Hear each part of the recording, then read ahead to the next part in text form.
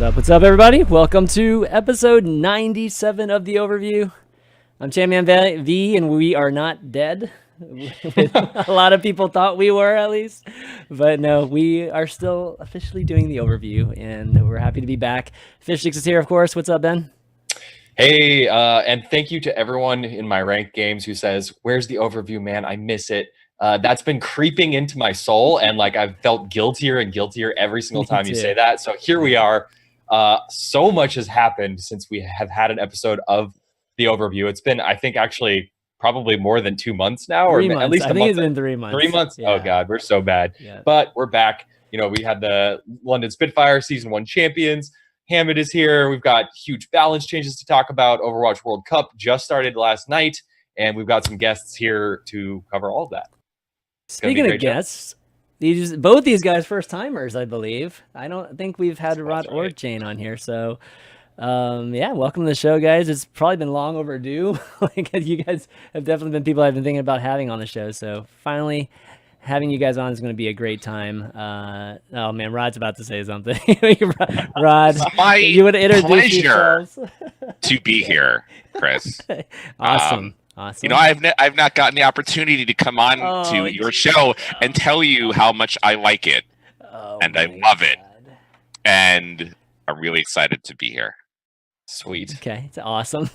I'm not much of a podcast viewer, so I must admit that I've not actually watched the Overview before, but I appreciate the invite regardless, and looking forward to it. Damn, fucking Jayne throwing more shade than me. I thought Rod was going to throw off shade. Unintentionally. You know what? I've just never watched the show. It's the truth. Any 100 of the 73 episodes you've done of the show, but I'm glad to be. Oh, man.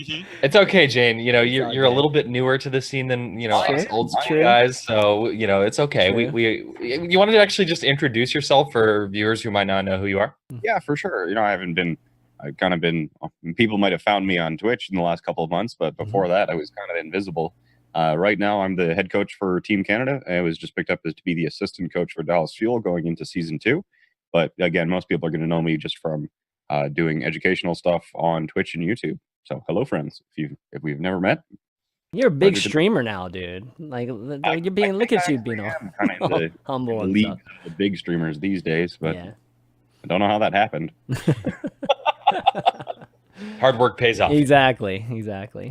All right, well, you know, Ben mentioned it today. We're going to try to cover, there's a bunch of stuff going on. We're not going to obviously make up for the 3 months we missed, but we'll try to at least cover what's going on right now. All right, starting with the Overwatch League playoffs. Let's go match by match. Way. Oh, my God. Yeah, so World Cup obviously started yesterday. A lot happened even just in the first day. We got All-Star Weekend coming up next weekend, and news-wise, we've got a few big news. I'm sure Rod's going to maybe have some insight here on some OWL stuff, so, you know, we'll see. But World Cup, all right, how many of you guys watched it first? Because it was super late at night. You know, the hours, obviously, being in Korea is really rough on us over here. So who watched all the matches first? I watched as much as I could last night, and then I caught up on what I couldn't this morning. So I'm fully caught up. Okay. Haven't seen anything. I've seen actually 0 games of the World Cup so far. Might have to take a break on this segment. Yeah. So this group obviously is the Korean group. Let me just show the group real quick, and then it's a little bit of spoilers for folks, so look away real quick if you guys don't want spoilers. But you know, this is the group that has Russia, South Korea, Finland, Japan, Chinese Taipei, and Hong Kong in it. And they played quite a few matches last night. We still got another, I think, is it a 1 day's worth, or is it just 2 days? I forget if yeah, it's still just 2 days, right? The actual groups. So we've got another full day of groups coming up here tonight, I believe, starting at 9:45 Pacific. Two more days of matches. Is it 2 more days or just 1 more day? Yeah, 2 more days. It's 2 more days. Yeah. So, but anyways, the first day was like full of, I mean, there was a lot to talk about in the first day. So, kind of want to start with you, Ben. Like, what was the highlight for you in, you know, just the matches that you saw so far? I think for a lot of people, we're really interested to see how the meta is changing now with Hammond in play. I think it's important to remind viewers and listeners before we talk about it, actually, though, that this is on the Hammond patch. So Wrecking Ball is in. However, this is not the support patch. So all of the changes that we saw to support heroes are not in, including the Zarya change as well. So it's not on the most recent patch, but pretty damn close to it. So it was interesting to watch the meta throughout day one of the Overwatch World Cup from Seoul, because we saw some things that we have not seen very much of recently. We saw a lot of Genji played, which was actually a huge surprise to me.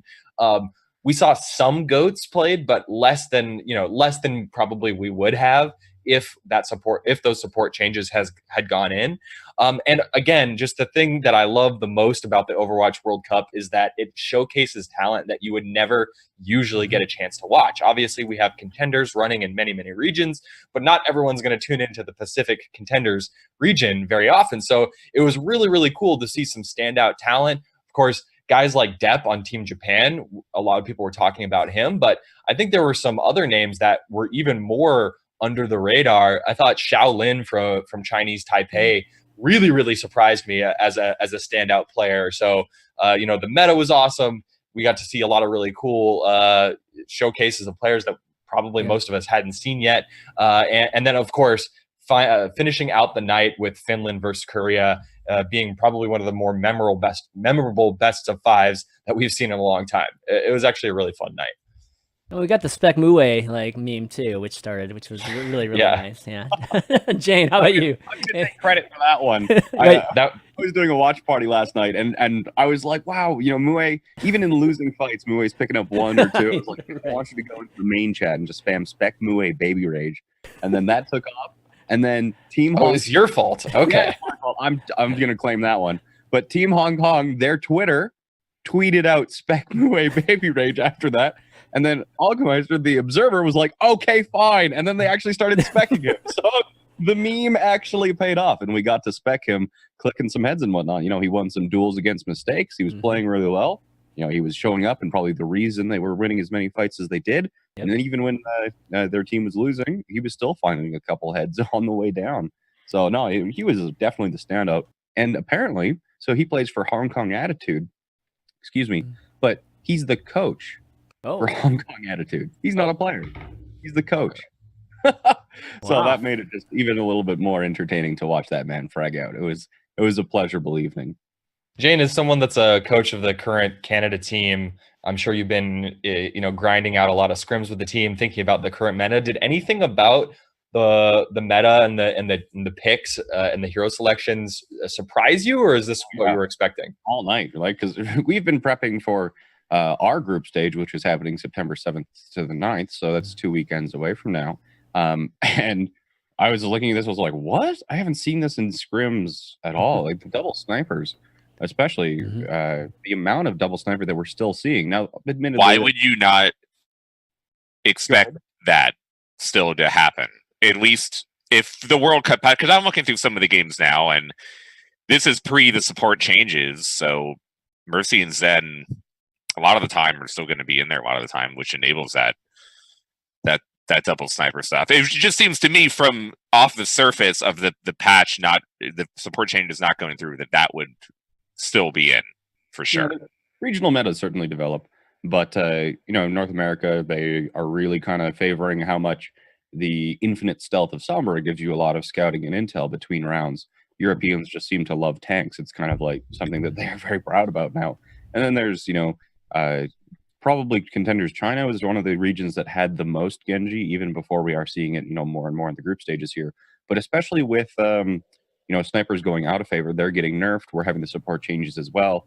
I wouldn't have expected teams to be putting so much effort into a composition that it's certainly strong, but it's not unbeatable by any stretch of the imagination. It's not like Widow got any worse going forward. The grapple is being reduced for 1.27 patch, and that's the one we're already prepping for. Like they're on 1.26, but other teams, they're going to be already looking forward, especially the larger teams like South Korea.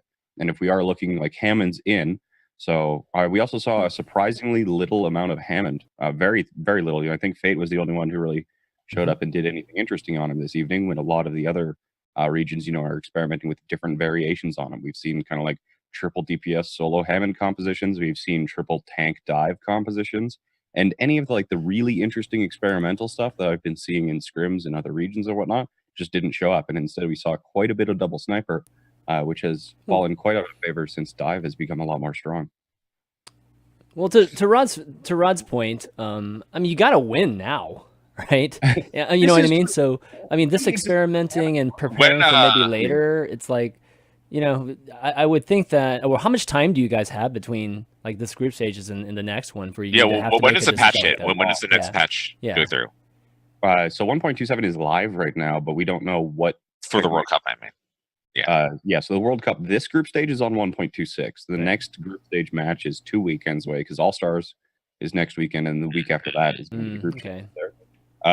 But we don't actually know technically what patch the. That's a standard Blizzard approach to things. I mean, I assumed when they it's said not like there's official matches going on or anything. That's really mad, I guess. Assuming 1.27. But if we do actually have to play in Los Angeles at 1.26, we're going to have to adjust pretty rapidly. Yeah, that's what I mean. So I mean, you can't assume even the immediate 1.26, right? You have to play on the live servers. 1.26 if we needed to. It's not on live, but if we needed 1.26, I think OPR is there. You got the excuses ready to go for your first group stage. Yeah, you know what? We thought we had to practice this other patch. Blizzard didn't tell us any details as usual, and then we didn't know what to do. We come into the game, we had different strats. One at a time. No, but it's just like a lot of people. There's different. Everyone's trying to figure out how to play Hammond, whether it's adding it in as a third tank into dive, whether you're subbing one of your tanks out, or the Brigida out for a Goats variant, whether some people are playing it as main tank, some people are playing off tank. And one of the roles that the Hammond can serve is basically as a Brigida, more or less with vertical mobility, right? Get right up in the face of these snipers and these hit scans and just bully them, So that is also one of the things, like Hammond is another kind of, pressure against running snipers. But we saw a lot of double sniper and we didn't see a lot of Hammond. We didn't see a lot of these new variants on dive. And all of those are viable in 1.26. They get stronger in 1.27. So I was just very surprised at the lack of variation in compositions and lack of kind of innovation during this group stage. It's kind of disappointing. I don't know. I just think until the new patch hits, you're going to see the same. Yeah, that's what I would say too. The same stuff. Like I really think that you're going to have relatively the same comps, a little bit more Lucio, more it seems like. But other than that, I think you're going to find the Los Angeles group stage very fascinating to watch. That's good. I want all the group stages to be a lot different. That's one of the cool parts about World Cup. Well, I mean, they've needed to make these changes for a long time. The game has been in a state of. I mean, people can say they've liked it, and I actually as someone who plays the game, especially as like a Zen main, I've loved the last year and a half or whatever it's been of being like the most dominant hero on the field at all times. Like it is fun, and I do like that type of style. But you've had like 3 or 4 heroes that have dominated every map for what feels like a year or two, besides a few here and there. And now finally things are going to change enough where it's really based on the support. Really, the whole game for the most part has been based on the supports lately, and D.Va being fucking ridiculous as a stupid freaking hero. So D.Va being ridiculous, and then a few things like supports and Tracer and yada yada have made the game really weird. But now that the supports are changed enough, and they've made pretty solid changes to Hanzo, Widow. We're seeing the change. Yeah, we're definitely seeing a big move, and I think this support change is going to create a lot of flux, right? In terms of what the meta is going to settle into. Ben, it's at that time. Yeah, Ben, what do you think of Rialto? Like, what do you think about those games? Like, is that actually a good map to watch in your opinion? I don't know. I don't think it's too bad. I think the big question in my mind, and we have a section later in the show to drill into this a little bit more, but the big question for me is once that next patch hits, once all the supports are buffed and Mercy is nerfed and all these other, more smaller changes happen, nerfs to the snipers, are we going to see Goats like 80% of the time, 100% of the time, 50% of the time? I don't know the answer yet. Goats has been such a nascent new strategy that's really only come up with, been invented within the last, 2 months and only really been good with the current 1.27 patch. Is that meta going to be too strong? And, maps like Rialto, where it's much tighter, even more so favor that type of strategy.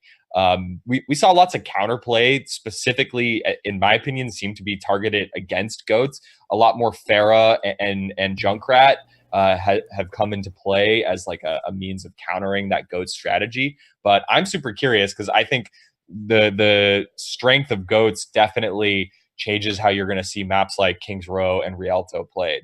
I don't think Rialto is too bad. I mean, there was actually a post from Jeff Kaplan, I think 1 or 2 days ago, saying that the attack rate, the win rate on attack 40%. Is pretty low on Rialto. It's 40%. So they're actually, it's like 40% or something. So they're actually going to be changing Rialto at some point in the near future. So yeah, that first point can be pretty hard to get through. But I don't think the map is inherently bad. I like having more close quarter maps. Are we like in some type of Twilight Zone where I think this is actually one of their better maps? Really? And I think like Blizzard World are like, what is going on here? And like the Assault as an entire genre of maps are still awful. That Rialto's solid. I actually don't really have as many concerns or complaints about this compared to like even Blizzard World. I think is awful. Just I hate it. I don't think it's nearly as good as. I'm not Rialto. a huge fan of Blizzard World either, but Rialto is every Assault map is still a pain to play. That's not watching Overwatch League. I disagree with you there, but Jayne, what's your take? What's your take on I guess the whole goats discussion here? Is that just going to become quad tank type of thing? You just, or at least error, where we just have this same overpowered meta that dominates for months and months. So goats is kind of referring to that 3-3, right? Like with the Brigida. But there are, especially, we're seeing it, if you were watching kind of the European contenders there, we're seeing teams coming up with different variants on goats. Right. And it's not this static, it's not the same 3 heroes every time, and especially with the more buffs. When we were looking at the European contenders semifinals, for example, teams, when they ended up at this mirror match against other goats comps, if they lost or anything, at the earliest convenience, they'd actually be swapping out their Moira for a Zenyatta or something like this. And then we even saw it with Team Finland, where they're kind of dropping their Brigida for a Roadhog in situations where they are running on a goats or something like that. And there's been variants, for example, MVP Space, or was it GC Busan? One of the two. They're running things like Reinhardt and Winston goats. So there's a lot of these different variants on the 3-3 coming into play. And I think the tanks themselves, there's nothing changing how strong they are, as well as kind of like the play style behind them. It's kind of forcing the opponent to make a maneuver or, engage on you at a period of time where they haven't yet found an opportunity, and then you can capitalize on that. So that whole kind of like play style hasn't existed really. Pacific, I think, was actually, they ran it at one point in time with like 5 tanks and 1 Lucio. But I don't think goats is going away anytime soon. However, because goats is based on Brigette being in a broken state. And I mean, honestly, with all the changes coming up, I don't know really how much that is going to change. Stuns are still really good in this game, and having her in your lineup in general is still really good. Now, she does work best, it seems like, with Mercy Zen. I don't know how it's going to be as much with... it also is really good with Lucio Moira. So maybe she will just exist forever, and that's what's going to enable this entire composition of style. Then, like Finland, more than once during the game against South Korea, ran Slambulance, which is 4 tanks Lucio Moira. So they specifically traded out their Brigida for the Roadhog. So we're seeing variations of this without the Brigida, even though Brigida was what initially kind of enabled this composition to exist. People are learning and adapting to the play style that composition demanded, and finding little different ways to min-max it and exploit it. And I think Team Finland is especially the team to watch for really high-level and innovative tank play. People are going to laugh at me calling tank play innovative, but I think that Finland is kind of pushing the boundaries of what you can do with the tank-based composition. It is also the same way of thinking that all the teams have run single support and they replace the Zen with the Roadhog. And I think you're still going to be able to do that in the same way. I noticed while watching that how big a difference the Mercy healing throughput nerf makes, because we were watching like Genjis or Widowmakers play in these dangerous situations and just get healed right back up. I know it's only been like a week of the new support changes being in the game, but I like already forgot how insanely strong Mercy healing was, but it very much reminded watching the games last night. I think the only really time you're going to be seeing Mercy going into 1.27 is when you need to very specifically affect somebody's damage breakpoint or their ultimate generation. You'll be using it, of course, with Pharah's as well, but you could argue that's basically ultimate generation. But who was it who got the Gibraltar strategy in Overwatch League stage, whatever it was, where they just go in, they put everything into their Genji, hard pocket him so he can go in and just get his blade before the Zenyatta gets his trance, and then insta win the first fight. Strategies like that are still around. It's going to be even more important when you're banking on these big ultimates like Barrage to be the main counter to tank heavy compositions. But outside of that, we're going to see, especially against Dive, Mercy is way less of a support because she can't keep things alive even against a solo instant. So, I mean, it also still depends if people want to still run Zen. It's still the easiest way to keep Zen alive in the back line. It's probably also going to be map dependent. Maybe snipers will continue to be on things like Gibraltar or Horizon or whatever. And then if you're more than likely going to see Mercy with the Hanzo or Widow. So we'll probably still see. I mean, the best thing for the game is if compositions would be more map dependent than what it has been, which is like kind of, but not really, because a few comps have dominated the game for the last 3 years or 2.5 years at any one point. And we're getting, I think, to the best stage of where we'll see a number of different things. I hope. It could just turn into complete disaster again, as usual, because it always does. So don't get your hopes up too high. I mean, it's a good and bad thing. It's like really good to have like a very settled meta, just because you're starting to see the same things over and over, and then you really see the skill of each player, really shine, and you can measure the skill against each other. Whenever things are just changing constantly, it's a lot harder to put a finger on that. And the cool part about that is just strategically it ends up being very, very fascinating, because then you can actually game plan and that actually have a huge impact on the results. So I don't know. We've seen a lot of the prior, so I wouldn't mind seeing just a lot of different type of compositions like we've at least seen in day one of the World Cup. But talking about day one of the World Cup and at the end of it, obviously South Korea being the huge favorite, being at home for the first time, actually getting a chance to play one of these groups at home, obviously was a big storyline. The crowd was obviously amazing as always in South Korea. But looking at the team's results, I mean, they actually lost 2 maps last night, which is like the amount they lost almost all the World Cup last year. So of course the topic of whether Korea is beatable this year has come up, and Finland pushed them to the very end. I mean, literally tiebreaker, and to be honest, Korea pulled out an amazing comeback at the very end to even take that tiebreaker. So I mean, are they very beatable this year? Because I guess that's the question to pose. Jayne? Well, if you're asking me, I'm going to say yes, because I think Team Finland can beat them. I think Team USA's got the ability to beat them, and I thought Team Finland could take it. Team Finland, I just mentioned it, how I think they're, right on the cutting edge of tank play, and I thought that if they could force South Korea into these tank-favored matchups and whatnot, that they could take the entire map, and they almost did it. So, Fate's obviously going to get better at Hammond. He was already doing some really interesting things. We saw some Doomfist coming out from Carpe that was really effective. People are going to be getting better at countering these tank compositions, but Finland's also going to be getting better at them. And they are not easy things to get rid of. So Finland is confident in their play.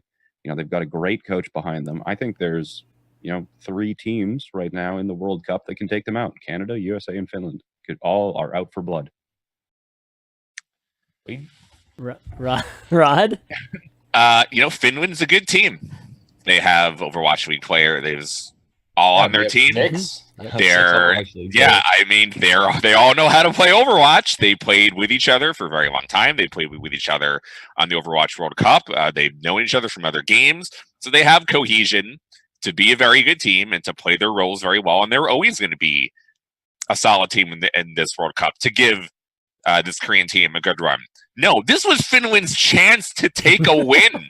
It was the first match of the World Cup. All the Korean players are just getting there, and of course they're back home, but they have a little bit of probably a little bit of jitters of playing in front of the home crowd and being able to win games. So the first game is when really Finland had the opportunity to win, and they still can't close it out. Now Korea is just going to be better and better as the tournament goes on. So really, this is a missed opportunity from Finland. It's more so their failure to try to grab a win when they really could in this situation. Now Korea, I still think is going to win it all. Definitely, as you saw my tweets and as I predicted beforehand, it's kind of I know, and really, it's controversial. Just an inevitability until the very end. Now, I will say though that there are some problems because in hindsight, when whoever was voting and picking for, or at least picking the teams, maybe if this was after the finals, the team would look entirely different for what the Korean roster ended up being, especially considering I think that, people kind of felt like New York was going to win and they were the best team, and now everything's have changed. Now you have a mostly New York roster, which definitely helps because of they know how to play together, but it might not be the best players that you could pick, especially considering the meta. So I really think if there was any of the years that Korea shouldn't win of the last three, this is definitely the one. This is definitely the one where a number of other teams have an opportunity to win more than 2016 2017. By the way, tangent, but how amazing is it that Finland has 6 Overwatch League players? That is a tiny country. How surprising is that really? How surprising is that really? It's like, how many people live in Finland? Possibly. Yeah, but Overwatch League teams. We've known there's a lot of 5 million in people live in Finland. For example, of the top 10 Counter-Strike teams, there's 30 Danish players or something. Yeah. Ridiculous. It's even a tinier country than Finland. So, the Nordic representation, I'm always just they'll be there. The Swedes. It's still pretty dope. The Danes. I mean, it's coming together for them too, because in the past, I'd say Finland's been one of those teams that have been stacked on paper, and then they just disappoint when it actually comes to the World Cup or at BlizzCon. So because Linkser was playing Reinhardt, but we won't talk about that again. That was a trip. Yeah. All right. So before we wrap up the World Cup discussion, we're talking about the Seoul group right now. Yeah. Who comes? Obviously, we think Korea is going to go through here. Finland just dropped their first match to Korea. Is it Russia or is it Finland that goes through on this group? Because it's a 6-team group, but only 2 teams will make it through. So is it Russia or is it Finland? Not even if you're considering Russia, I think you have to consider Japan. I think Finland is leagues above both of them. Yeah, I hope Finland gets through. I would agree, but I had to present it fairly. I don't know. I don't think there's even been a shred of doubt in my mind since even before we saw. I thought it was going to be Finland and South Korea. Just hearing from about the practice that the players have been doing, how motivated they are, and they're hardworking about it. They kind of showed that they can do it. South Korea, they've had a little bit of dominance, but if Finland can come out like that, especially when they had that unfortunate reset in the map. But that was. Yeah, I don't know if you saw that or not, but in the beginning of Rialto, Finland basically was keeping them. Yeah. Well, they were attacking them right at spawn at the very, very beginning of Rialto, and they actually team wiped them in the very beginning too.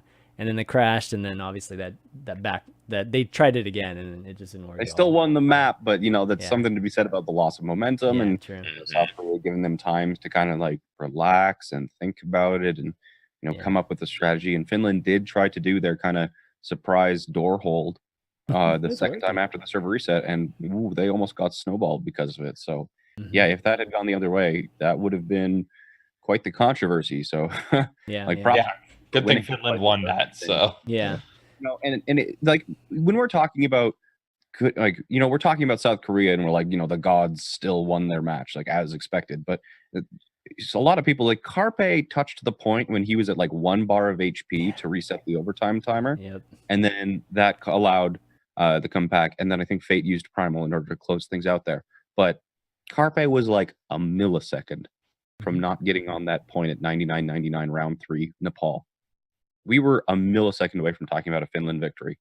Oh, so it looked like it was inevitable. It literally looked like they won, and then Carpe touched it, and then the Primal happened, and it just completely turned around. It was crazy. Yeah. And if you're talking about South Korea is going to get better, Finland's going to get better too. They They saw where their problems were. They saw what South Korea could do on their different swaps and what they had planned. And South Korea, if I was looking at their matches against the other teams there, with Chinese Taipei and anyway. So, but South Korea may not have taken the other team seriously, but they're going to take Finland seriously, especially when there's a chance they might actually lose. And Ark in his interview even said that he kind of it kind of sounded apologetic that the win was not more convincing to the South Korean crowd. So I think South Korea was scared. I think they were trying. And yeah, Finland now has some intel on what they need to change about their compositions in order to really truly take them out. I think Finland's come back from this even stronger. Well, I think what is going to motivate them. The biggest question is Russia. Like, can Russia pull off an upset somewhere here? Can we have Shadowburn miracles basically somewhere in a Finland match or even in the South Korea match? Because as good as Japan is, I mean, they're already down 0-1. Like, at least match result wise, right? So they are starting in a hole already. But Russia is in good shape. They've already gotten they've gotten 2 easy, quote unquote easy wins, not easy wins, but the Russia Japan match is good. But they're sitting in good position that one upset will basically get them there. So can they pull it off against like Finland or Korea, from what you guys have seen? Finland is obviously the expected winner here, but I mean, as someone who's been and known Shadowburn for a long time and been friendly with him, and I've talked to him since the end of the Overwatch League, he still feels in really good shape, and that this is his team. This is also his chance to kind of shine. Mm-hmm.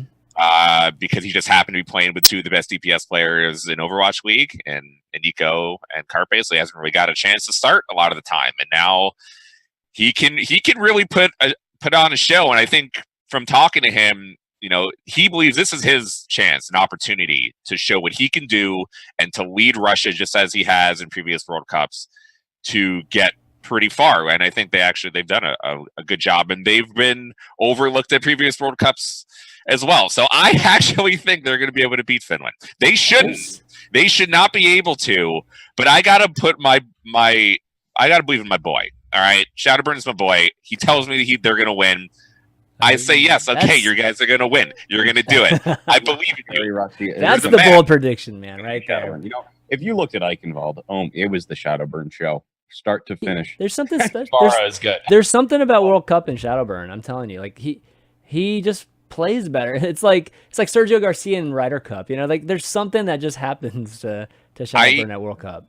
I would say Russia's DPS duo is better than the trio of Finland. Linkser might be the best, maybe the best DPS out of all of them, but Stakes is really solid, and Stakes and Shadowburn is all you need. I think no disrespect to Taimu or Davin right now, but that's not the problems with Russia's team. I mean, they have issues in other parts of the lineup. And that's going to be what's their downfall. So it's really on Mistakes and Shadowburn to bring them over the victory. And I think it's going to be close, but I gotta put my faith into them. And really, you know what? Every time that Jayne talks about how much Korea can lose, there's 2 things here. One, Korea's gonna win without having a player from the championship team in Overwatch League, which is all Koreans, which is going to be hilarious. Something they could say. That's how bad everyone else is. We're so bad we don't have one player from the winning team in Overwatch League, and we still won. And 2, Jayne is trying to talk himself up so that he can feel like, oh, Canada has a chance. We can do it, boys. Look how well Finland did. We can do it ourselves. We can do it. And you know what, Jayne? It's good. I like the confidence. I believe it for the obvious front runner instead of actually taking a look at what the teams are doing and improving on. We're taking a look at Jonak. Is Zen still going to be as meta? He was, one of the reasons New York was struggling so badly is the fact that Seagull is a Tracer superstar player and that he's a very communicative and, he's one of the leaders on New York. And if they're not playing in a Tracer meta, then Seagull's, probably not going to be fielded, and they're losing that real high leadership. And then with the support buffs, maybe we're seeing more Lucio and Ana. And then, Jonak really fucking struggled on Roadhog. Yeah. So is he going to be as impactful if he's on a different sport and the team isn't built around him? And then Widow's also getting nerfed. Now, Carpe's no slouch on other DPS. But when you're talking about, the reasons why the championship team, London Spitfire, won, and it wasn't New York, these reasons still exist. And it is New York that we're facing, not London. So, you can say that, hey, South Korea has been dominant for the last kind of however many months and years in Overwatch history and say that they're going to do it again. It's a pretty safe bet, but I'm looking at what's actually happening. You can consider talking me up, and yeah, I'm Team Canada, and I think that we can take it all. But it's based on facts.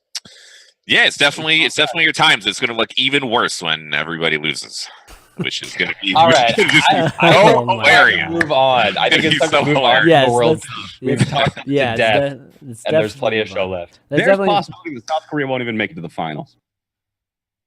Yeah. And then Jayne just keeps throwing the curveballs. If they run into Canada, USA, or Finland in the semis, they could lose to either one of them. Absolutely. That is not... No, it's definitely possible. That would make for an epic BlizzCon. So it would. It very much. And Blizzard needs it. So come on, we got him hoping out. Oh, damn! You saw what he did to Fusion University. You saw what he did to Dallas Fuel in one stage. Now he's got he's got all of the great USA players with him. They're going to be doing great things. Finland's got Seda. I don't like to think that I'm too much of a slouch either. So yeah, all of us, they've South Korea's got a bullseye right on their head, and the teams are coming for them. They are the ones to beat. They are the ones to beat, and I think you're going to see them bleed. All right, well, let's definitely see how they close out the stages this next couple of days. I'm definitely excited to see that. But like Ben said, we've got some more stuff to talk about. So let's move on to All-Star Weekend, which is going to be next week, and there's just so much going on. I feel like the off season, immediately World Cup, and then now All-Star just kind of back to back. Some news on the All-Star Weekend. It's going to be broadcasted on Disney XD, so we'll be able to watch it there if you guys want. But there's a lot of, like any All-Star event, there's events, all kinds of fun events that are going on. So we got Lucio Ball and Widow 1v1s and Mr. Heroes, the talent takedown, which is like, what is this? Is it 6v6? It's 6v6 with the talent team, right? Basically, yeah. And then lockout elimination, and then of course the All-Star game. So the first one we're ever doing. I guess thoughts on what you've heard so far about All-Star. Is this the correct way to do it? Obviously at the end of the season, so that we get a better assessment of who should be there, unlike the World Cup in some ways. But yeah, thoughts on that so far. Ben? It's a weird timing. Honestly, I think the timing is pretty weird. Typically an All-Star games happens right in the middle of a season, not at the very end or like weeks after the end. It's also weird because it's like contenders Korea ended, then it's Overwatch World Cup, and then another contenders finals, and then you got All-Stars, then you go back to World Cup. So I found the scheduling to be kind of strange. Like if I were Blizzard, I almost would have done this like as a lead into BlizzCon or something like that to just build some hype. But nonetheless, I am excited to watch. I think it's the first time that we're ever going to see that we've ever seen a super high production value event with these off-kilter game types. And I'm actually really excited for the Widowmaker 1v1. I think Overwatch 1v1 is kind of underrated. It's not Quake. Like Quake 1v1 is obviously way more exciting, but it could still have it could still be really fun to watch at times. And I think the crowd's going to really, really like that. I'm a little sad that there's no CTF, actually. I was playing a bunch of CTF when Hammond first came out just to practice the hero. And the current meta with Hammond is really fun for CTF. So a little bit bummed we're not going to see that. But I think overall, like, it's going to be a fun, laid-back atmosphere that fans are really going to enjoy. I'm pretty sure of that. Slasher? Timing wise, I don't know. We've seen other sports do the All-Star game after the season is over, like Pro Bowl, like the Pro Bowl, and I feel like it's the most worthless All-Star game of any of the major four sports. To be completely honest, the baseball, basketball, and hockey are all better. So it would be more meaningful if it was in the middle of the season instead of the end. Also, to Ben's point, considering there is World Cup contenders in different countries, yada yada.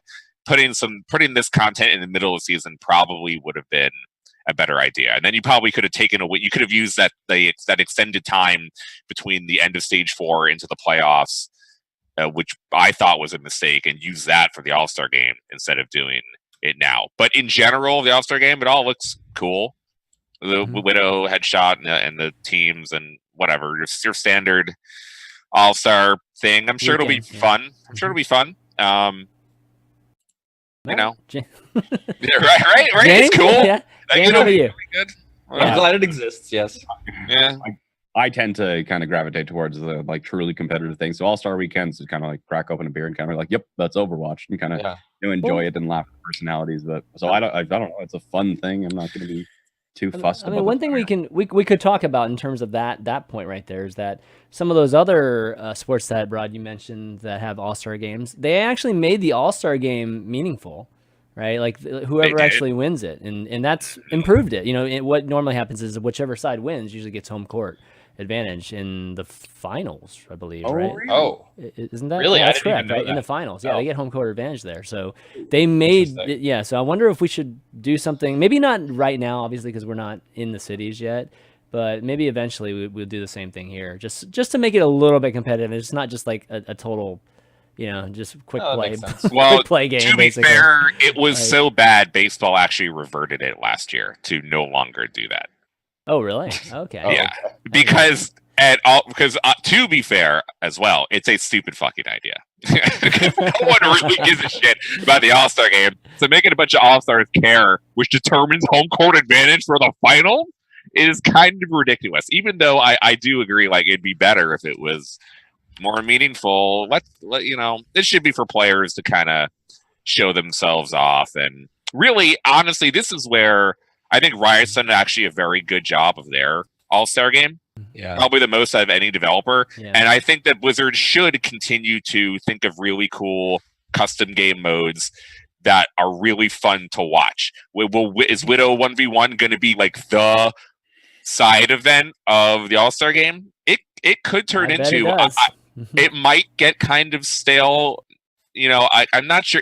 The problem with things like this in the game is like the respawn distance and time and all that other shit where other games don't have that. Like Quake has strafe jumping and you don't have to deal with a respawn area, which you have to then come out of and go back to the duel. You know what I mean? When you have a duel, you got to die, then you got to walk back and yada yada. It's kind of lame. So I hope that they make it cool at this finals and they think of other ideas of things to do. 1v1s are probably pretty good. 3v3 could work. CTF could work.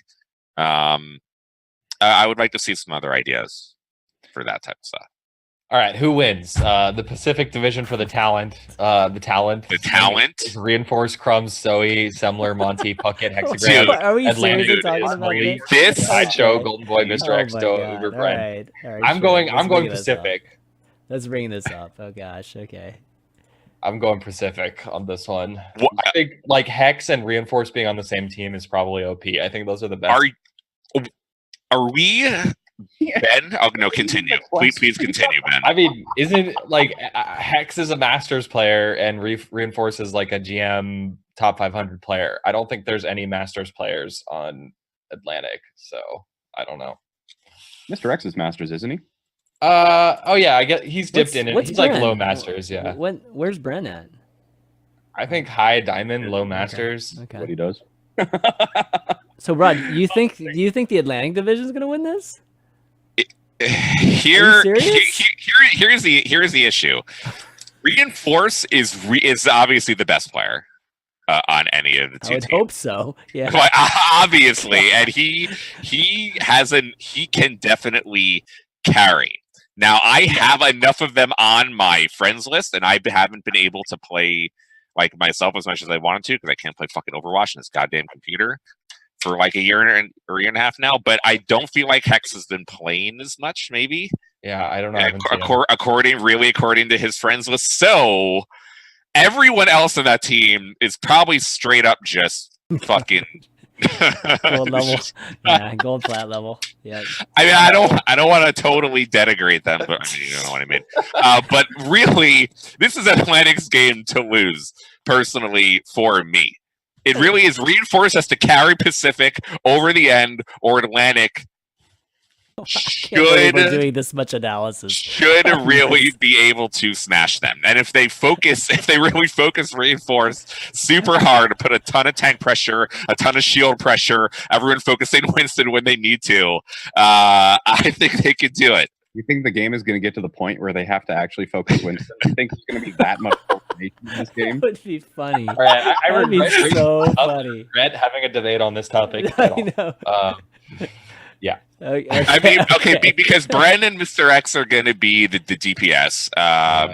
Sideshow and Doa will be the support line. You're operating under the assumption that either of these teams is going to take this very seriously. I think they're going to take it seriously. No. Do you know why they're going to take it seriously? I think they're going to take you know why they're going to take it seriously? Because when the Overwatch, because we did an event, dude, we did the New York XL event the day before the Overwatch finals, right, in New York. Okay, and it was a party. It was like open bar. Pretty much most of the people on this list were there, and they had computers set up throughout the venue where you won $100 for playing like a 10-minute free for all while we were all fucked up. And Brandon had been talking a ton of shit to me online about he was going to be able to own me in a 1v1 Widow. That motherfucker, along with at least, I'm not going to tell you who, 5 names on both of these teams. I asked all of them to play Overwatch with me at the event, play a duel with me, or play in the free-for-all with me, because I said, I'm fucking better than all of you, I'm going to win.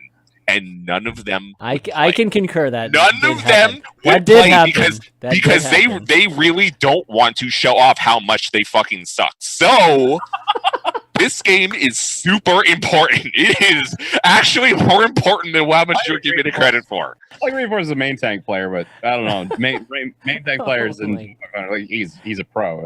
Well, not him. He's the only one that doesn't have to work because he's actually really good at the game. Of course, he's going to be forward around. Main tank though, he's going to go DPS and just hard. I see. Yeah, I see. True. No, that's true.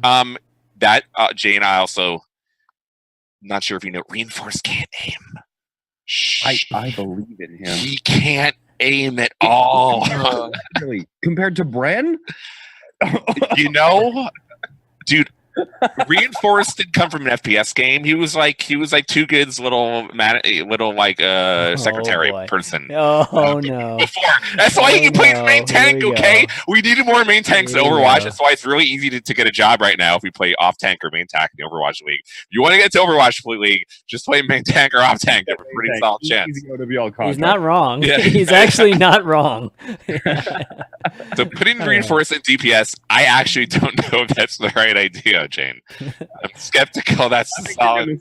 All right, I'm cutting it off. We got to move on to the next section. Dude, this is the best. This is the best section of I think the whole show.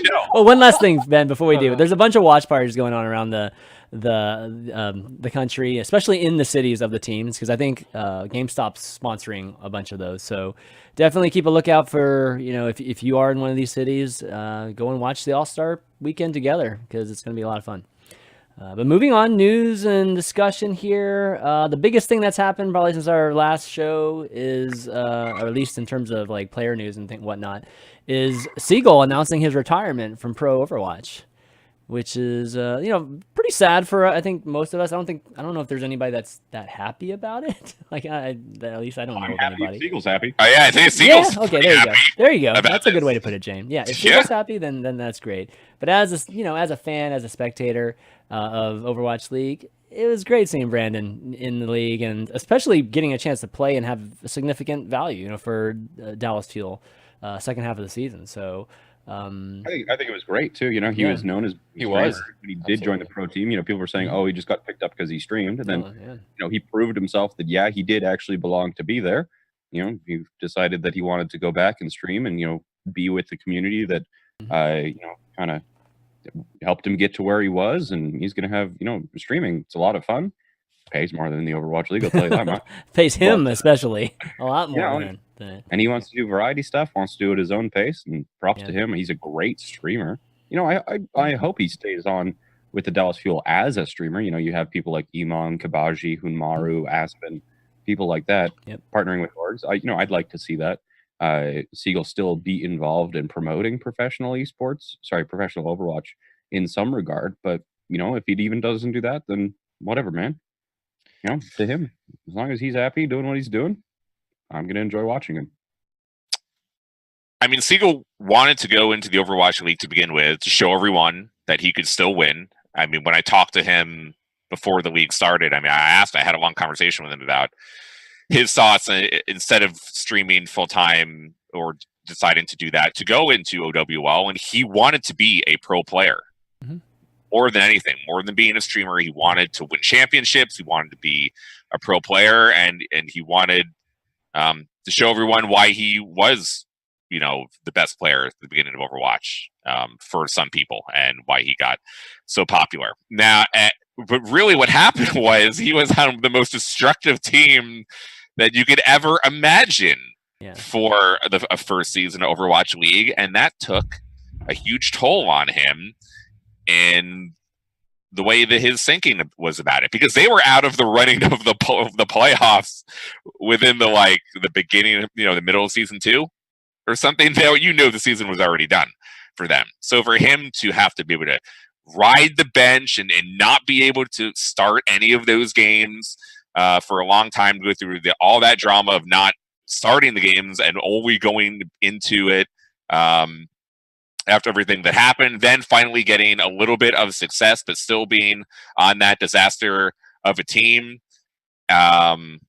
Seeing what people like, I don't know if this is really what motivated him a little bit, but seeing people like XQC, with all the problems that Felix has had, has still been quite successful as a full-time streamer for Overwatch and variety games while out of the Overwatch League. And of course, you don't want to be like Felix and say some of the stupid shit that he had, obviously. But even with saying that stupid shit, he's been able to do really well.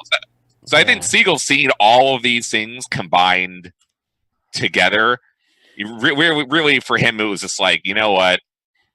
I get paid way more if I stream. I'm going to be happier there because his team is a fucking mess. The Dallas Fuel is. Do you think the Dallas Fuel is going to win season 2? Does anyone here think Dallas Fuel is going to win season 2? Time does. The answer is no, by the way. I am not surprised Jayne raising his hands, because they're going to be a lot better. A lot better than last year. Winning the entire league, I don't know. I'm not sure if that's going to happen. But in terms of Brandon, it's never been about money for Brent. Whether it's streaming or not streaming, playing in Overwatch, it's never been about money. So I don't think that was as much of a decision as just the stress that was involved. It's not about money, but it's not about money. Obviously, everyone's trying to make a career. It is making the most money that you can in the window that you have when you have the most success. It's not like it. Obviously, it is. He would never have done Overwatch League then. He would never have done an Overwatch League then if that was the case. But he wanted to win. He wanted to play. He wanted to compete. And look and then he ended up on this freaking. Right, but that's what I mean. In the end, I think it was just a matter of his experience. It was just very stressful, that entire year with Dallas. So I think in the end, it's just more of a being happy, and he's just happier having, not being in this kind of environment. So I don't know. Maybe if he would have been traded, or he could have, I guess, maybe demanded a trade and just been in a better situation. That could have been the case too. But whatever it is, I'm definitely happy for him if he's happy. Yeah. Ben, what's your take on the whole thing? We all are going to support Brandon whatever he wants to do. If this is what is going to make him more happy and more sane and less stressed, I think he's going to get back to move. He's going to be able to move back to the Pacific Northwest, his hometown. So I think if this is what makes him happy, then everyone is going to support him. It's never going to change the fact that it bums me out, though. I loved watching him play in Overwatch League, and there's this counter argument that's, if he's streaming full time, he's actually going to help Overwatch grow more and Overwatch League grow more. Yeah. And I definitely understand why people are saying that. At the same time, when Dallas Fuel was winning in stage 4, when they were winning a lot of games, Overwatch League's viewership was growing by 20, 30, 40%. Literally, it was going from average 70K or on the worst days, it was around 70K viewers for Overwatch League. Then Dallas Fuel's winning, you're hitting well over 100K viewers regularly when they were actually winning. So I don't know if I necessarily buy that argument. If Seagull's on a winning team in Overwatch League, I think that's ultimately better for the esports scene, which obviously I'm biased towards. But again, if it's what Seagull needs to be happy and it's the right career and life decision, then everyone should support him. Everyone will support him. I still will always feel sad, though, that he's not, a pro player, honestly. Objectively, I do think it helps Overwatch more if Seagull is streaming than he is playing. The viewership bump that Overwatch gets as a whole from Dallas Fuel doing well because he's on the while he's on the team is significant. It is not more impactful than Seagull consistently streaming Overwatch when Overwatch League is not on for everyone to watch Overwatch and for Overwatch to be higher on the Twitch rankings. Yeah, it should not be up to XQC to carry Overwatch. And he has, XQC is the one helping Blizzard the most. If Blizzard did not have XQC Jayne's helping out too. Overwatch, thank you, Jayne. You are doing a great job, really. I watched, but you're not getting 10 to 15,000 viewers. I guess you see it. Nobody is besides him and Calvin. And for the two largest streamers of the game to complain about the game all the time, which is hilarious because I do too. And for it to be like these guys, it is quite ironic, I think, in my eyes, considering the whole situation. So I really do think that Seagull coming back to stream full time is better for Overwatch overall. Yeah, just Overwatch overall. Yeah. Yeah, and the fuel winning, even without Seagull on the team, viewership will still be high. Yeah, I agree. Yeah. Anyway, we got some more news. I think we should move on to new Overwatch League franchises that were announced at the Overwatch World Cup. Atlanta or shortly after the Overwatch World Cup. I can't remember. It was leaked during the Overwatch World sorry, I'm misspeaking everything. Anyway, doesn't matter. Atlanta and Guangzhou are the new teams that are officially announced for next season. We've also had rumors about Toronto and Melbourne, or Melbourne as it's actually pronounced. Slasher, do you got any leaks for us? Okay, so since Ben, like some certain other hosts in esports, are very bad at attributing where information is coming from and actually verifying on what the information is, here is the actual information. Jacob Wolf of ESPN reported that Paris, Guangzhou, and Atlanta would be new franchises for the Overwatch League. Blizzard has then confirmed both Atlanta and Guangzhou. Paris is still expected to be announced eventually, probably in the next few weeks. And then a new rumor, which was reported first by Over.gg and then confirmed by the Sports Business Journal's Ben Fisher and ESPN's Jacob Wolf, is that Toronto will be the newest franchise added, with ownership coming from Splice, who is owned by Delaware North, which does stuff with, I believe, the Bruins, and an investor in the Penguins. So the 4 franchises will be Atlanta, Guangzhou, Paris, and Toronto. Only Atlanta and Guangzhou have been announced thus far. And the rumors are still saying 6 to 8 expansion teams. Really? Yeah. Those are the numbers that I keep 6 hearing. was always Wow. the original number, right? It's up to 8 now. Wow, It was 4 to 6 was expected. Blizzard has done well in their round of negotiations and with their sales. It is expected to be. Jacob and Ben, along with my own sources, have all heard 35 million or more for these franchises. So they are getting the number that they want in the negotiations, a lot of these owners, and since they're doing that, they're going to continue to. Wait, wasn't the Guangzhou one like way more than that? Well, of course they didn't officially say how much it was, but from rumored. who I've spoken to and from what I've read, it's up to 50. Mm. Wow. Yeah. So China I might actually say I haven't heard the rumors that it's going to be in the 6 to 8 range. That I'm really happy to hear that, because I think it's a crime that there is only one Korea team. I think Seoul should get more than one team, like LA does, like LA has, or you give it to Busan. Yeah. But I think there should be another Korean team, period. Like, there's just too much talent in Korea, too many players in Korea not to have a second team. So I hope that happens. Considering 6 new franchises would be roughly 72 Korean players. Yeah, it probably would be a good idea if one of the new franchises was based in Korea. Considering by the time we have OWL Season 4, we're going to have like 130 Korean players, 10 Europeans, and like 2 Americans left in the league. So it really is significant to Ben's point that we have. I actually think two Seoul teams would make sense, especially if they're already going to sell 2 LA, and if down the line maybe they sell like 2 New York, or a lot of the cities that have 2. here in America, why not extend that to Seoul? I mean, it makes the most amount of sense that they, out of anyone, would have two teams. So as exciting as these expansion teams are, one thing I think about is that these teams only have a year or maybe less than a year to get everything situated in those cities. Unlike obviously the original 12, who we've been trying to develop the fan bases already in the cities, whether it's actual events or whatnot in the cities or the state and here in Florida. But with these new ones, I mean, they got to get stuff going super fast. So what's that going to look like in 2020, the beginning of 2020, when we're going to have to start playing games like in cities? They're going to be that transition is like building so arenas, and it's like crazy. Well, I mean, it is a crazy thing even for the existing 12 franchises, but they've had to think about it and had to plan and do whatever they need to do for this last year to get ready for it. But these teams are literally just buying their spot and now having to endeavor into that, and they have roughly a year to do this. So that's, I don't know, it seems so daunting to me. I mean, there are several organizations, including potentially, possibly, maybe the one where I live, that have not yet built anything yet, Chris. So that honestly, I know they want to get it ready by 2020.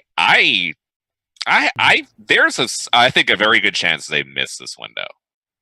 I would also agree with that. But they're going to keep expanding this thing. They're going to keep getting the franchises every year, and that gives them so little time to actually build the thing that they want to do, these local events. And I don't think they can have like a local franchise and then not go to the cities that they just entered in the league. Like, that would be a complete disaster.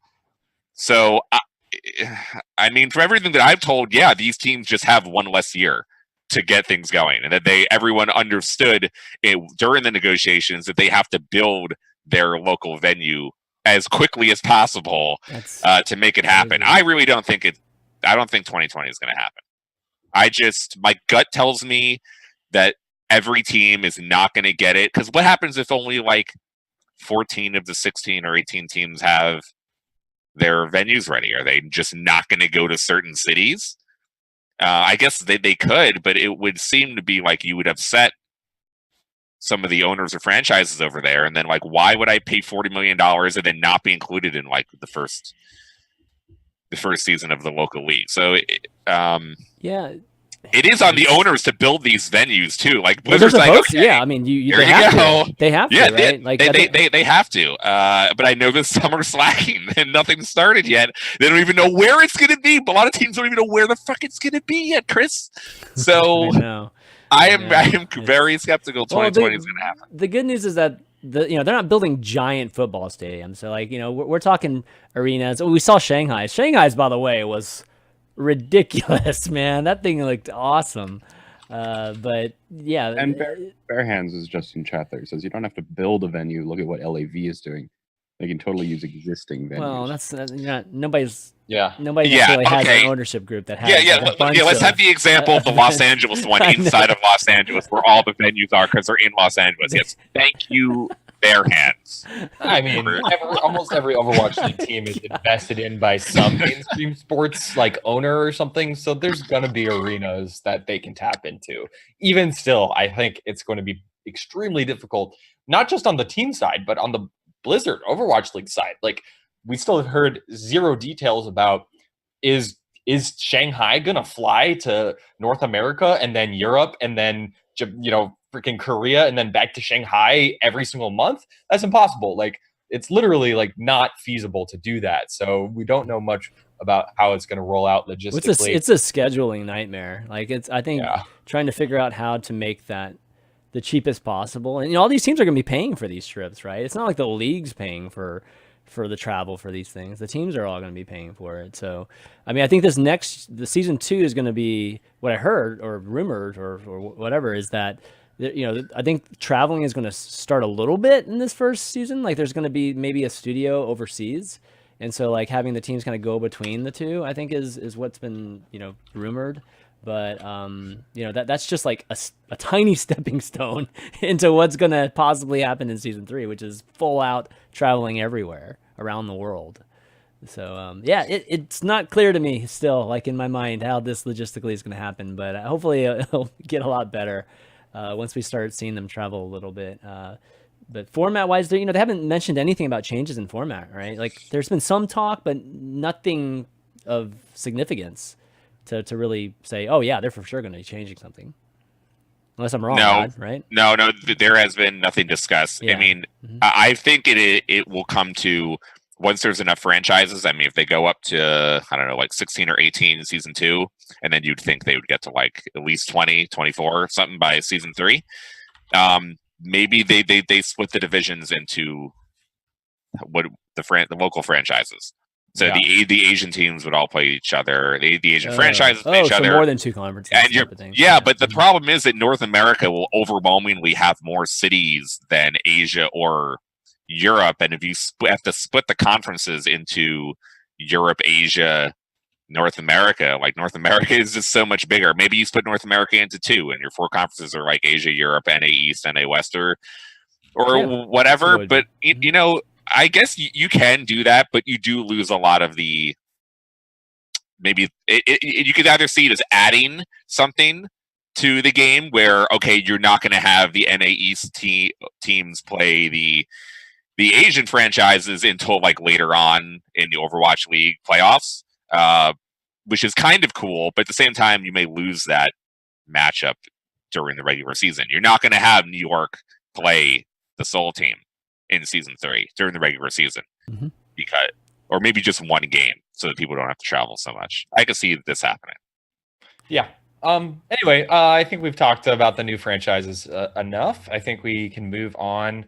Actually, Jayne, I wanted to ask you about Visor. Yes. This is a topic in the community and on Reddit, and I know you have some hands-on experience. I've actually only looked at this through the corner of my eye. I haven't really fully done all the research, but what do you think about Visor? Is it cheating? Is it good? Is it bad? What is Visor? Well, they've got their new program out, because Visor used to be like a VOD review tool where you kind of uploaded videos to it, and you could either provide comments, or it gave you kind of it looked at the screen and kind of gave you some stats. It was a pretty neat tool, but their kind of latest update to it allows it to give you feedback based on stats that it's collecting in real time. And it seems pretty neat. Like, one of the things that it's kind of doing is showing you how you're performing based on other players at your rank, on a bell curve, again, in real time. But one of the more controversial features of the program itself is that, there's screen caps where it says Farah has her barrage in 10 seconds or something like that. It'll tell you what percentage of your fights your healers are dying in. If one matchup is very one-sided, like, for example, if the Hanzo has killed the Tracer 5 times in a row, it'll tell you little things like that. And specifically, the ult tracking itself on paper seems like it'd be a very powerful tool. And whether it's cheating or not probably, depends on your definition of cheating. But regardless of all that, from my testing, it's actually not really that useful of a program, despite what the list of features, despite what the writing on the tin says, it's not actually that useful. The ult tracking feature would be super awesome if you could hit tab and take a look at what Visor thinks are the estimates of the opponent's ultimates. But, the estimates can be pretty wrong. And when you're talking about how the program itself would be able to know that the opponent has ultimates, it's based off of the kill feed and then average time to generate. For example, if the Pharah got a kill using a barrage a minute and 20 seconds into the game, and then they got another kill with their barrage a minute 20 seconds later, then it'll give you a warning based on the average time that it saw that ultimate show up in the kill feed. But because of that, it can't track super important ultimates like Transcendence, because Transcendence doesn't show up in the kill feed, and it's not like it's tracking voice lines or anything like that. So yeah, so I mean, they haven't been clear about how they track all these things, right? They haven't, but it doesn't. It's not like a memory. It can't be memory. It's not like memory. That would be you'd be breaking the SLA, right? So, but so it's if it worked as intended, it would be insanely powerful and probably verging on cheating, if not just breaking the game in general. Especially if you just perfectly track Transcendence or something like that. But right now, there's no way for you to manually kind of get the information you want out of the program. The tips show up sporadically, and they do require interpretation of those tips to even be remotely useful. So it's it's still in beta. I mean, all I know is that there used to be this thing you could do with NVIDIA Spectre, I think, during the early start of Overwatch, where you could turn off all of like maybe the shadows and the lights. You can make it very much look like Quake Pikmin style, which is how I love. Get all that bullshit off my damn screen when we just see the heroes. And you could do that. And Blizzard actually said it, like one of their customer support people said it was okay. But then not too soon after, they patched it so that it didn't matter what you did. And that didn't matter anymore. So from my end, Blizzard knows this app exists. They know what it does. If they don't like what any of these things do, like the tracking, they'll just remove the ability to do it. So as long as they seem to be aware of the app, considering they've got venture capital, I believe, Yeah, to 4.7 million. happening. Yeah, Yeah, like I don't know if they'd be able to get the venture capital unless they had like an acknowledgement from Blizzard that they wouldn't shut the whole app down. Oh, that would be a big yikes. Yeah, that's right. So I actually suspect they do have some kind of, some kind of partnership. Verbal, yes, not even verbal. I think good. it's more than that. Actually, I think there's probably some type of partnership that they have with Blizzard that I don't know why they wouldn't announce it if they did, but you're right, Rod. Like, how do you get 4.7 million if you don't have that assurance that it shuts down tomorrow? Like literally. So because of this, I don't see it as cheating. I don't see any of the things that you are allowed to do in there, including this timing things, which I can admit it is kind of shaky, or I don't know which way to go about it, but if Blizzard is acknowledged that all of this is okay, then I think the best comparison is again to like the Hearthstone death track. Yeah. Desk. Yes, it's Hearthstone Deck Tracker. Yeah, just to correct you. Words are hard. Yeah. But yeah, like it's might help preventing you from having to save a lot of like route knowledge in your head over the course of a game and then immediately forget it. That's a challenging skill for some people. But right now, it's not even to the point that relevant. And like our pro teams pro teams, even if this was operating at 100%, pro teams still wouldn't care about that. You still have to work on your own kind of ult tracking. Then the plans, even if you know the ults, you still have to make the plans and know how to play around those ultimates in those situations. And there's no way that Visor is ever going to replace a competent IGL on a team. So this is, it's aimed for, I would say, the very middle of the bell curve, like platinum. But that's where the vast majority of the players are. That's where the largest target market exists. So it makes sense to aim for that market. Unfortunate.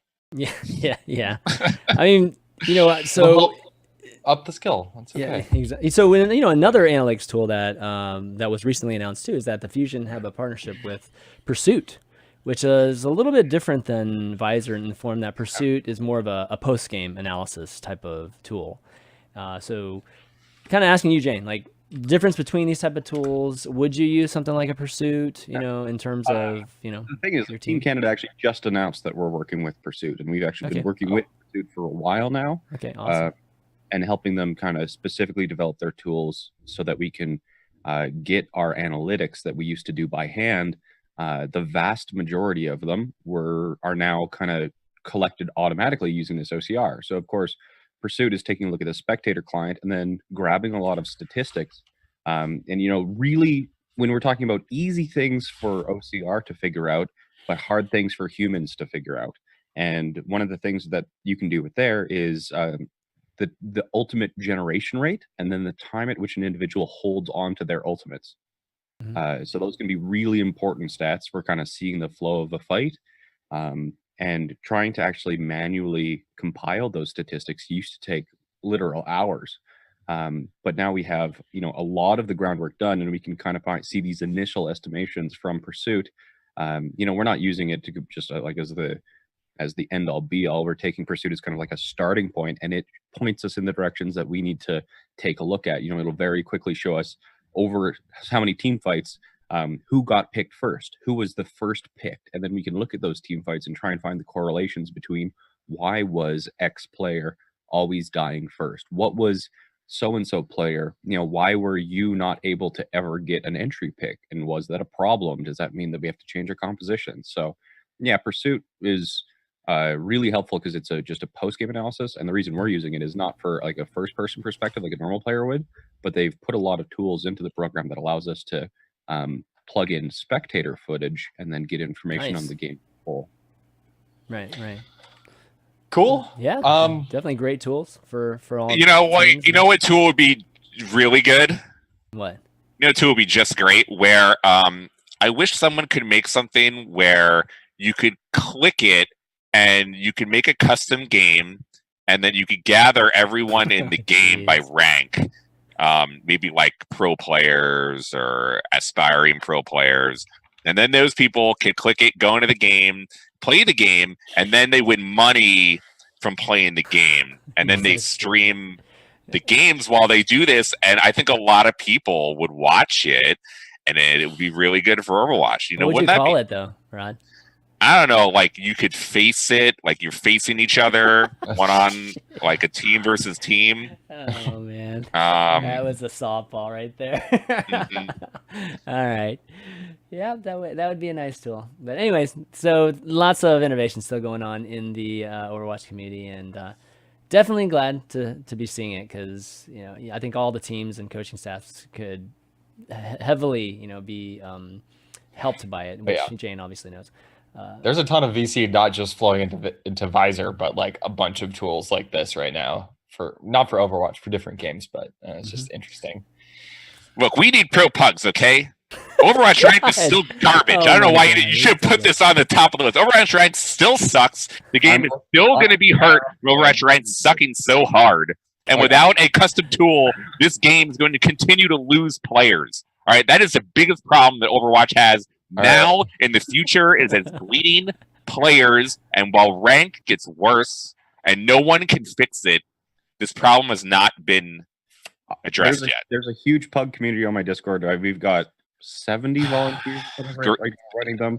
I'm just trying to look into. Did you say 70? You have 70 volunteers? Yeah, the mod team that helps run the community and the Twitch channel for me. It's 70. Holy. Because we run pugs and tournaments as well. We've got the infrastructure, we've got the practice, we've got the desire to do it. We're just kind of trying to figure out why pro pug stop and what are the actual kind of limitations from Blizzard. But we're ready to run it. Pro pug stop because you can't give you can't set up a tournament that rewards monetary value to the players. They're not allowed to stream the pro pugs currently, even though that has seemed to be. I actually haven't seen it in writing or knowing the actual limitations. That has been lenient, I think, more lately because streaming has dropped off on Twitch and they need people to play. All of this is hamstrung because of Blizzard, by the way. I know you say, I don't know why.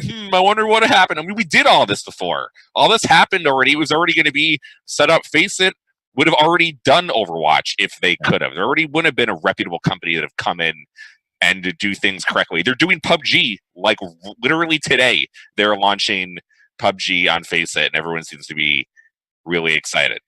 And those guys knew Overwatch. Overwatch came out way before PUBG. They would have already done this if Blizzard allows them. This is Blizzard not allowing third-party, especially like large companies, to come in and run pro player things that give them money. And the streaming stuff is tied into it. And all of that. We would have to do this if rank wasn't such a piece of shit to play all the time. That's the biggest. I mean, I feel like that really is the most culprit than just the players not being able to do pugs. I mean, that's a whole separate thing that there's actually reasons for doing it legally and but not. This is why though. Like, I mean, like ESCA and FaceIt existed for Counter-Strike because Counter-Strike matchmaking was generally always garbage, or it didn't exist because ESCA, was like a 15-year company.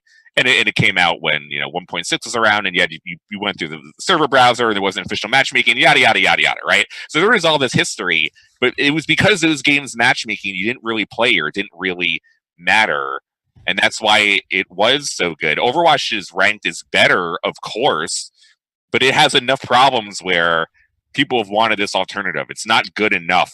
Nowhere near that is what you can play and feel like you're having a good time and that you're getting better at the game. I think that they want open division to fill this void of like the amateur level competition. Mm-hmm. I think that's why they're kind of putting their eggs in that basket. But you need to integrate it more into the game, though. Like, if you really do want that open vision, right now I still feel like it's not very accessible.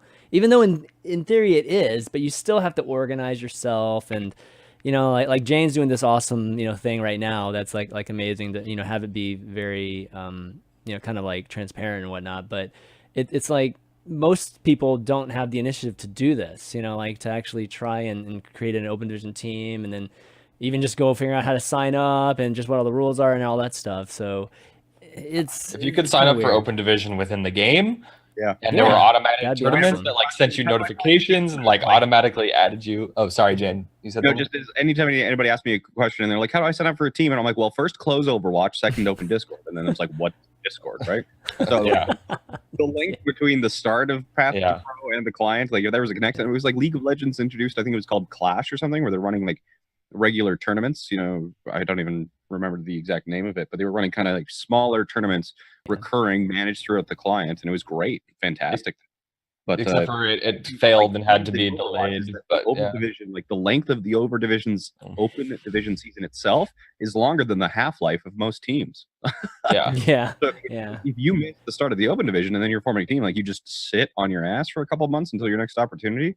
We don't have these monthly melees. I want to. That's a problem. Like I'm looking for every opportunity to run, pro pugs or recurring weekly or monthly tournaments for the tier 3 scene, but God, there's so much red tape. It's almost like it just doesn't.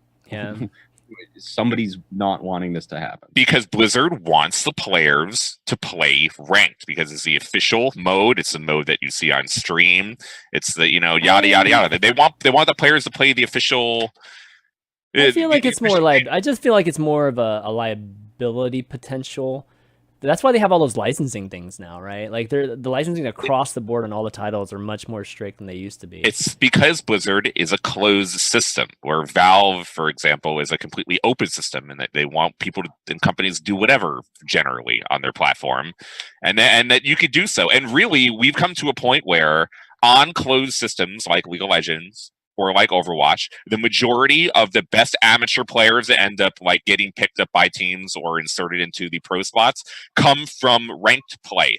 Like in League of Legends, all those new players at SKT, they're making like Faker sit on the bench this year or whatever's going on. Like I haven't totally paid attention. They all came from ranked, all those good players. All the best new players in Overwatch have come from ranked, more so than like, 6 scrappy guys getting together in the open division and making their way through and winning the open division. Then they win trials, and they go to contenders, and then they all get picked up together in the Overwatch League. Like, that'd be a great YouTube series. Literally never, ever happening, ever. And none of those players ever going to be picked up either, because that's not how you really get yourself known to like potential Overwatch League teams to get played.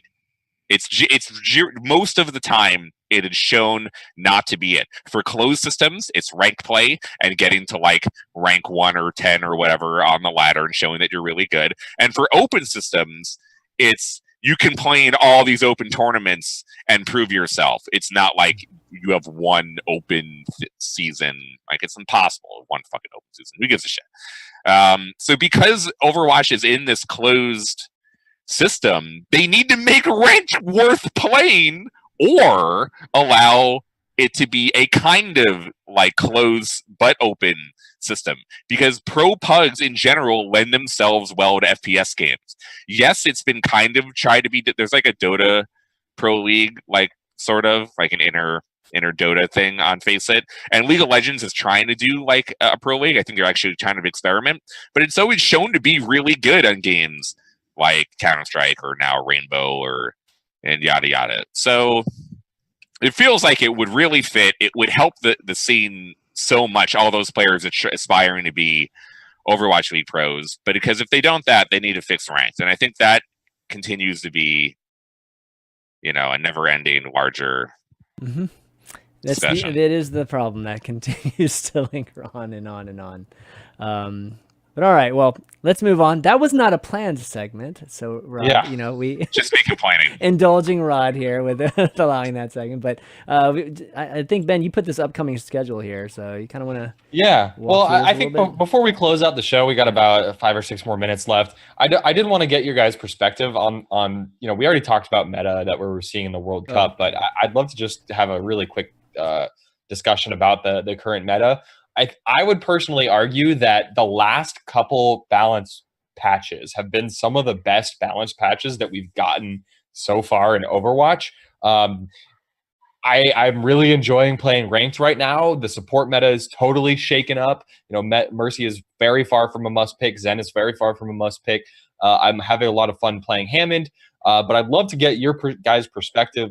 And we also kind of touched on this, but particularly my only really big concern with the current state of the meta and the balance of the game is that this, you know, triple support, triple tank, or variations of it composition is going to dominate. But I haven't yet seen that on ranked, so I'd love to get your guys' perspective. Jayne, I know you're obviously scrimming in the current patch, so what do you think?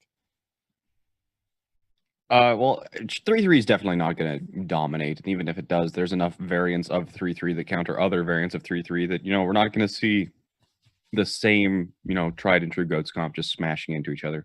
I don't want to go kind of like too specific into the meta because I'll probably give away, you know, my impression is going to be pretty accurate compared to what I'm going to be running with Team Canada here. But the one thing that I will say is that I think we're finally at a point in time where teams can not only find their signature playstyle, but their signature composition and can really refine that composition. I don't believe there to be one answer to all situations and all maps. You know, if we're looking at that, you know, around that season 7 time, there was dive and there was only dive. That's the only thing that teams ran, and anything else would just get demolished by it. So it was how good of a dive team you were. But now I'm seeing 3-4 compositions that, depending on how good you are and, you know, your hero pools and your play styles as a team, you know, you can make that your cornerstone with flexes onto some of the other compositions based on the map or your opponents or something like that. So with each kind of hero introduction, we're getting into a more varied meta, and I think that you know, we've seen it develop in different regional play styles, where regions tend to play a lot of the same compositions. And, you know, European region has always been tank heavier, and I think North American region right now is favoring things like the Sombra.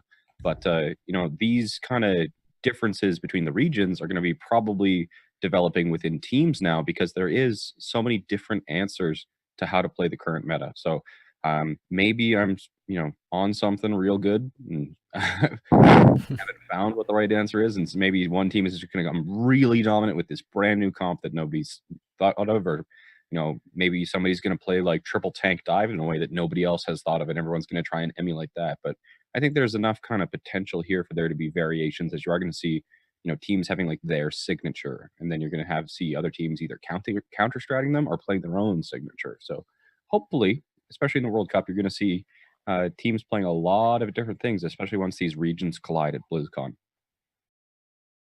Great. Cool. My win rate with Hammond was 70% up until yesterday. So I'm loving Hammond.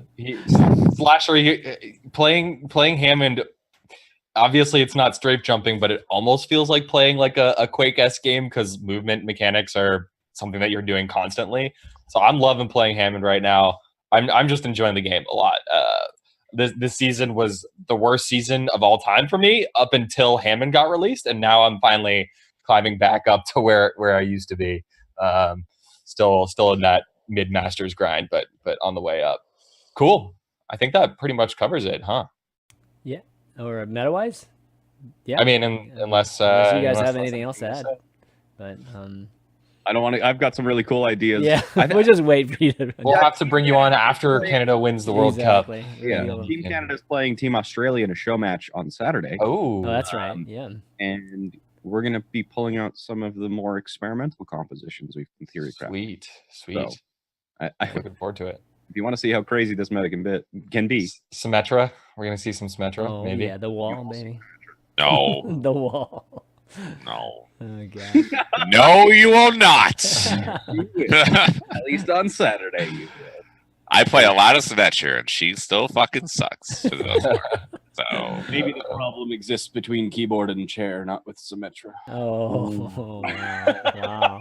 Yo, Jayne, as I told everyone else, I will fuck you up in 1v1 too. So whenever you want to play, unlike all your other opponents, well, I can't. I'm not sure if I can say that word on this stream, but I've been cursing the whole show, so I would hope no. Speaking of 1v1, Jayne, you got a tournament that you're going to be doing, right? I do. Yeah. So it's my birthday tomorrow, actually. Yeah. Oh, I asked my stream what they wanted to do for my birthday. Yeah. They're like, let's run a Widowmaker tournament. I was like, okay. So we're not having a lot of. I don't think many OWL guys have signed up, but a ton of Contenders players have signed up. Nice. And yeah, so tomorrow it's noon Pacific, 3 Eastern. Nice. Doing a Widowmaker tournament. So Dope. should be good, fun stuff. It's going to be broadcast on my channel. So it's also kind of using it as an excuse to test, again, kind of our tournament infrastructure. Mm-hmm. And if it works out well, we'll do another one, but run kind of 3 different Widowmaker tournaments for the Korean, North American, and European region, because ping is such a huge factor in Widowmaker tournaments. But yeah, it's kind of just like a birthday celebration and do something different and fun on stream and an excuse to give some money back to some Contenders players while they're trying to go pro. So yeah. You probably give them more money than they'll win the whole season. Oh, that's brutal. So really, Jayne, you are supporting Overwatch more than anything we ever do. So happy birthday. Thank you so much for your contribution to Contenders players' salaries so they can eat and pay rent, part of their rent. Yeah, I think if there's any Contenders player out there not streaming, I think they're doing themselves a complete disservice. Like, I'm a pretty frugal individual. I kind of just do what I need, but now I'm getting so much support through my Twitch and my YouTube. I have no idea what to do with it, so I'm just gonna be like, just take this back. Good guy, Jayne. You're doing great. No, you're doing great things for the community, man. For Overwatch, so for sure. Just wanted to cover a couple of the events coming up. This next couple of months, I've found it kind of hard to track down all of this information, surprisingly so. So I went ahead and put together a little calendar for you guys. Obviously, the Overwatch World Cup out of Incheon, Korea finishes this weekend. Tonight and tomorrow night will be the next 2 nights for the Overwatch World Cup. That stage will be wrapping up. Jayne's Widowmaker tournament is coming up also tomorrow. Then the next big event is the All-Star Weekend, which is August 25th through 26th.